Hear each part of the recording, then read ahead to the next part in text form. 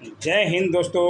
Bihar current affairs जुलाई 2022 से लगभग जुलाई 2023 तक के कितने इम्पोर्टेंट हैं ये आप समझ सकते हैं। अभी बिहार में टीचरों का एग्ज़ाम होने वाला है और 69 बीपीएससी सर पे ही है। ठीक है, इन सब के लिए इम्पोर्टेंट है तो ज़रूर से ज़रूर देखिए, बहुत फ़ायदेमंद है। ठीक है ना। जानकारियाँ अगर अच्छी लगी तो लाइक ज़रूर कर सकते हैं दोस्तों, और अपने दोस्तों को ज़रूर शेयर कीजिएगा। ठीक है, अगर जानकारी कुछ देना हो, कुछ सुझाव देना हो तो कमेंट भी कर सकते हैं, और चैनल को सब्सक्राइब कर नोटिफिकेशन बेल ज़रूर ऑन कीजिएगा दोस्तों। ठीक है, आइए देखते हैं जानकारियाँ समझने के लिए पूरा देखना ही पड़ेगा, है ना। आइए देखें, एक साल का करंट अफेयर्स ये प्रेमचंद्रा मेरे द्वारा है। ठीक है, आइए देखें, जुलाई 2022 से जुलाई 2023 तक का लगभग आपको पढ़ना ही पड़ेगा। ठीक है ना।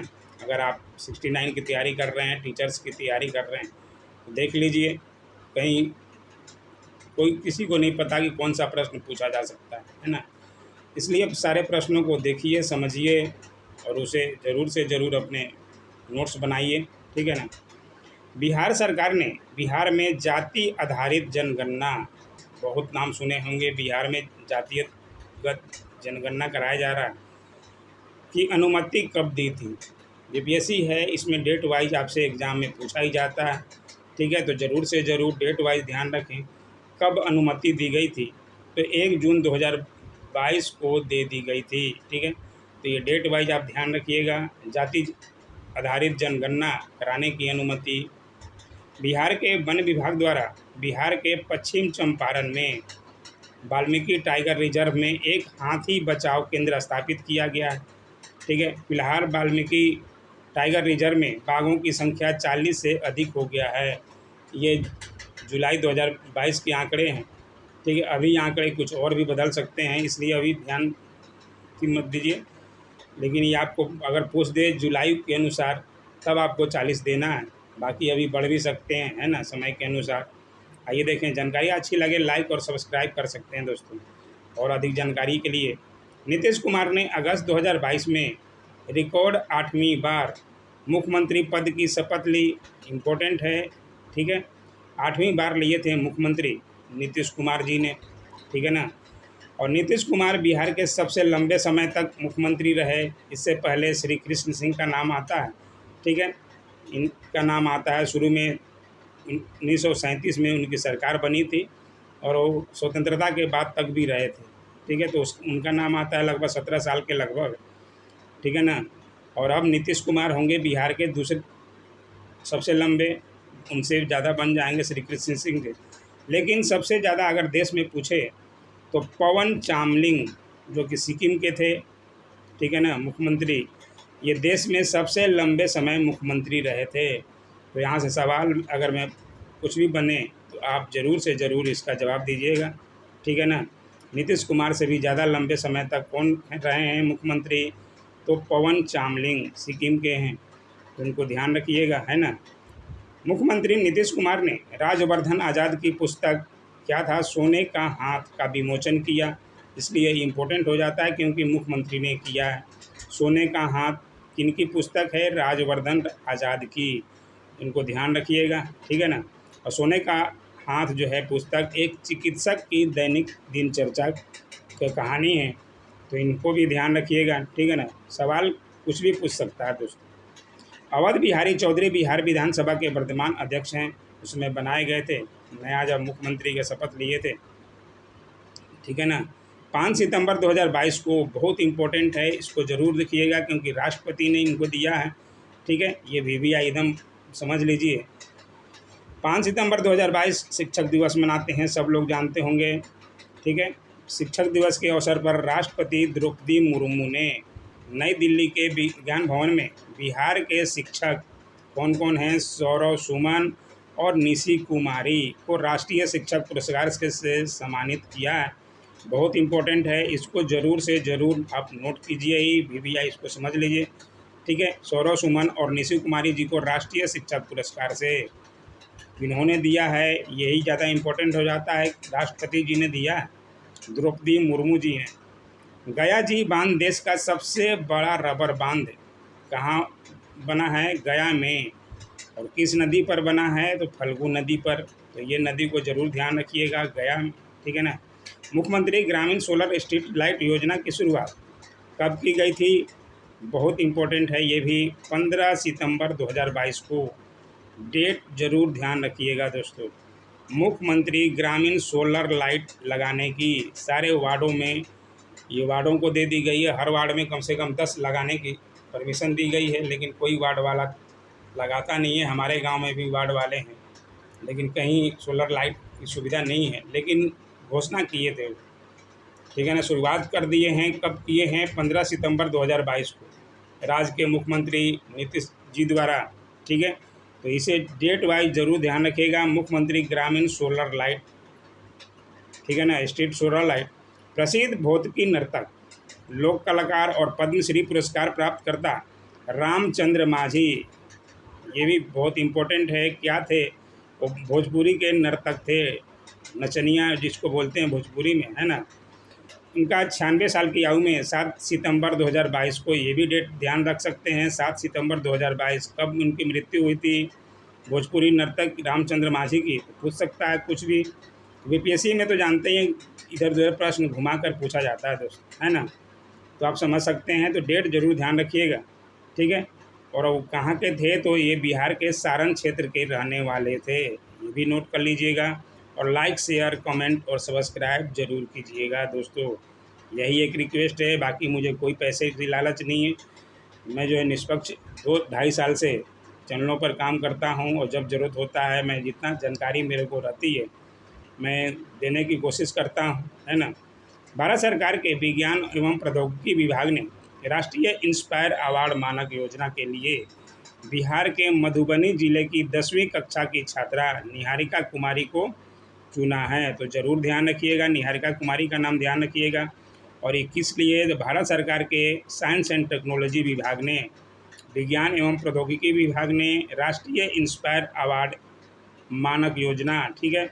तो इनको उसको भी ध्यान रखिएगा, क्योंकि सारे इम्पोर्टेंट हैं, वही लिए गए हैं और एग्ज़ाम में आपको दिखेंगे ही सारे प्रश्न जो हैं। जहानाबाद जो है 100% डिजिटल बैंकिंग वाला बिहार का पहला ज़िला बना है, तो इसे भी ज़रूर ध्यान रखिएगा।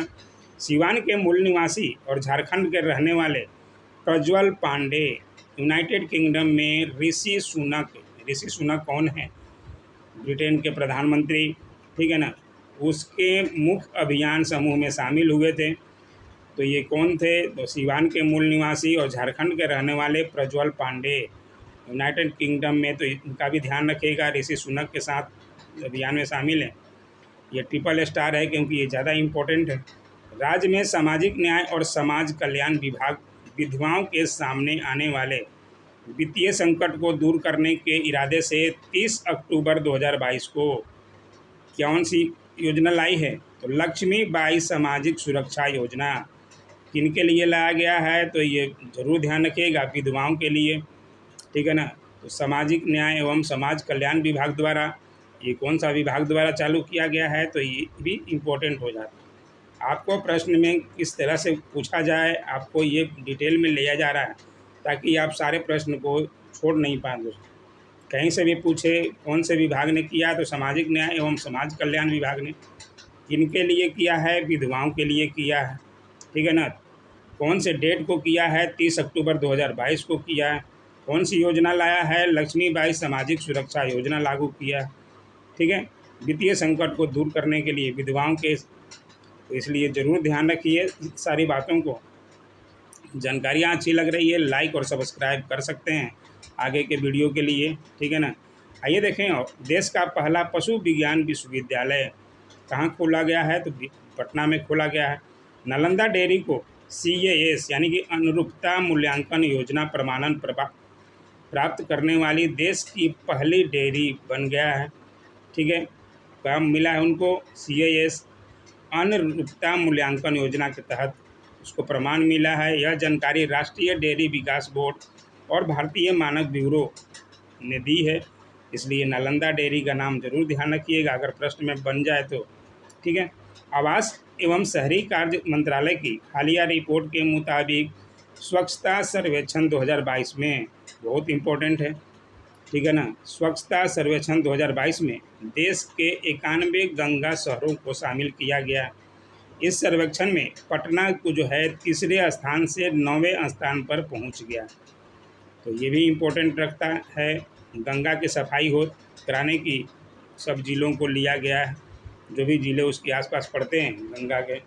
स्वच्छता सर्वेक्षण 2022 में पटना तीसरे से 9वें स्थान पर पहुंच गया है गंगा की सफाई में, ठीक है। बाकी आइए देखें। और स्वच्छता अभियान के सर्वोत्तम संचालन के लिए बिहार को द्वितीय पुरस्कार से सम्मानित किया गया। ये भी बहुत ज़्यादा इम्पोर्टेंट है क्योंकि बिहार दूसरे स्थान पर पहुंचा है स्वच्छता अभियान के सर्वोत्तम संचालन के लिए। ज़्यादा अच्छी तरह सफाई हो रही होगी, ज़्यादा अभियान चलाया जा रहा है सफाई का।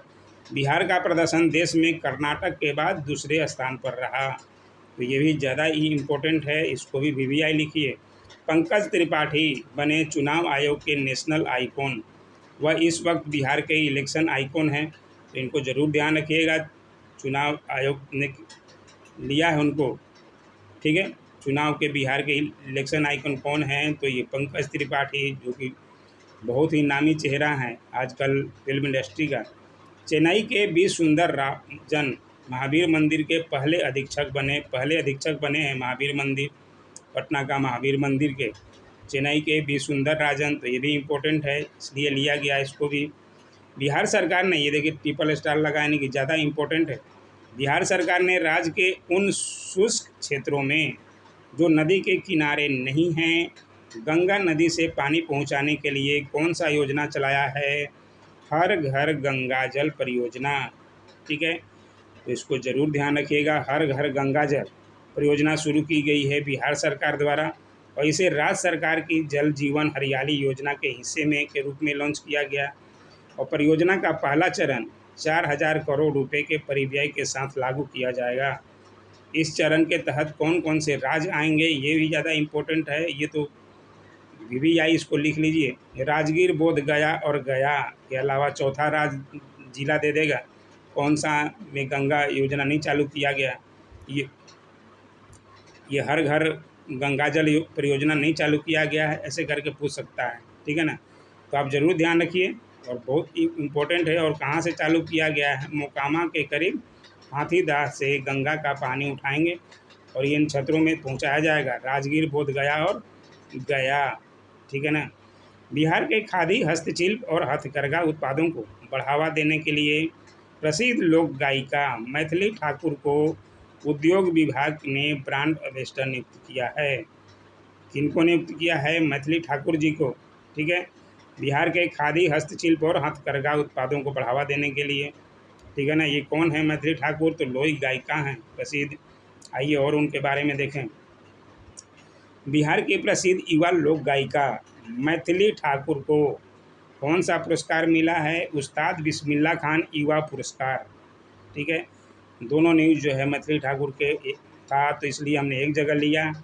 देने की घोषणा की है। संगीत नाटक अकादमी द्वारा 40 वर्ष से कम आयु के कलाकारों को उस्ताद बिस्मिल्लाह खान युवा पुरस्कार दिया जाता है, यानी कि 40 वर्ष से छोटी हैं मैथिली ठाकुर, उनको दिया गया है लोक गायिका को उस्ताद बिस्मिल्लाह खान युवा पुरस्कार। तो ज़रूर ध्यान रखिएगा इसको, ठीक है। आइए देखें। और लोक संगीत के क्षेत्र में उल्लेखनीय योगदान के लिए बिहार की कलाकार रंजना कुमारी झा को संगीत नाटक अकादमी पुरस्कार देने की घोषणा हुई है, तो इनको भी दिया गया है। कौन है संगीत नाटक अकादमी पुरस्कार जीतने वाली? तो ये रंजना कुमारी झा, ठीक है। आइए देखें। और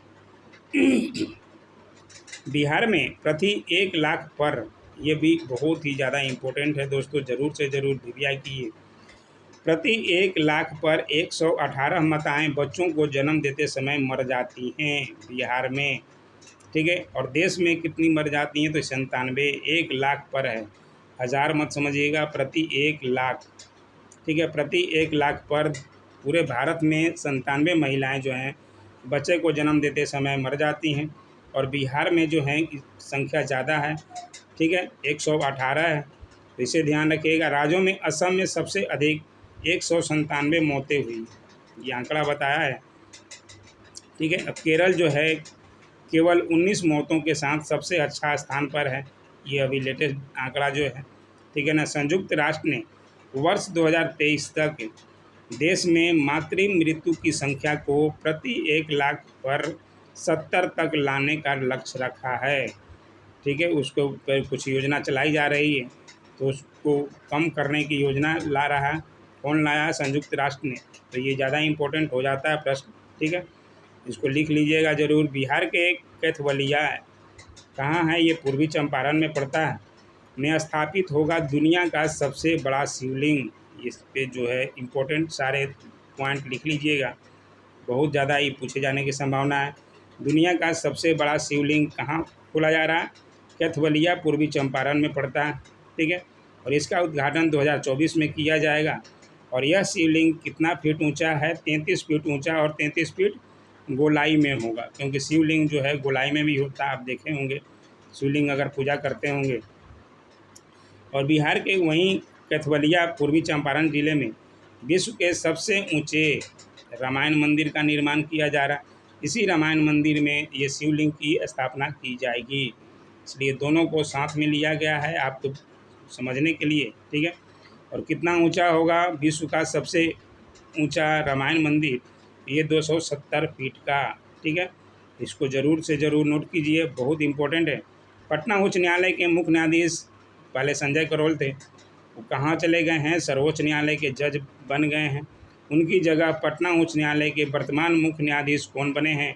तो के विनोद चंद्रन। बहुत इंपॉर्टेंट है नाम, ज़रूर से ज़रूर नोट कीजिएगा, ठीक है। बहुत बार सवाल पूछा है, पिछले साल बीपीएससी में ही पूछ दिया था, संजय करोल बने थे तो, ठीक है। तो इस बार ये के विनोद चंद्रन बने हैं, इनको ज़रूर ध्यान रखिएगा। और कहाँ गए संजय करोल, ये भी ध्यान रखिएगा, ठीक है ना। Supreme court. बिहार राज्य लोक विभाग ने पहली बार औद्योगिक विकास की रैंकिंग जारी की है। पहली बार जो यहाँ भी होगा सारा इम्पोर्टेंट हो जाता है दोस्तों। पहली बार औद्योगिक विकास की रैंकिंग जारी की है, जिसमें औद्योगिक योजनाओं के क्रियान्वयन के आधार पर जिलों को रैंकिंग दी गई है। इस रैंकिंग में सीवान जो है 73.5 अंक के साथ पहले स्थान पर, और पटना जो है 68 अंक के साथ दूसरे स्थान पर है। इसमें राज्य उद्योग विभाग ने किया है। और पहली बार औद्योगिक विकास की रैंकिंग, ठीक है। उद्योगों का विकास कितना हो रहा है इस ज़िले में? सबसे ज़्यादा तो सिवान सबसे नंबर 1 है।